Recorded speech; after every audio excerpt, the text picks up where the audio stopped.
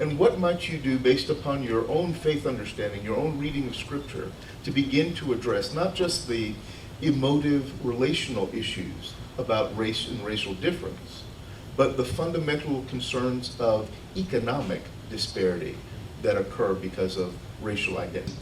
I think the greatest virtue of Scripture in helping us navigate this issue is not only to teach us about the ways in which we need to look beyond it, but also to remind us of the ways in which we shouldn't be so eager to look beyond it that we pretend that we don't see color.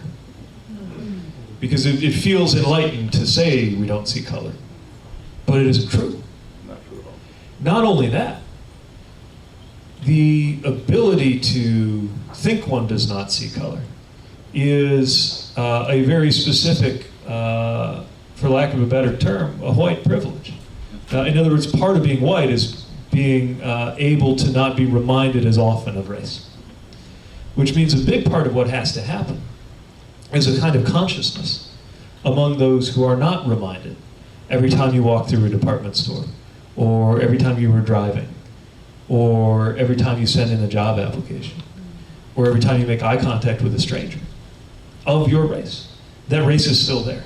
That each of us lives a life that is racialized in some way, but some of us are reminded of it more frequently than others. Well, enjoyed the opportunity to, first of all, spend the morning with AME Zion Church. They're doing such good work in so many communities, and I wanted to make sure to share my story and what moves my heart too. And then to be able to spend this time here, I think was very important, because faith is an important part of the conversation right now. We're seeking to be a campaign and build a presidency for people of any religion and of no religion. But it's also an important moment to let those who are guided by faith know that they don't have to settle for a White House that makes you wonder whatever happened to I was hungry and you fed me, or I was a stranger and you welcomed me. And I want to make sure people hear that message.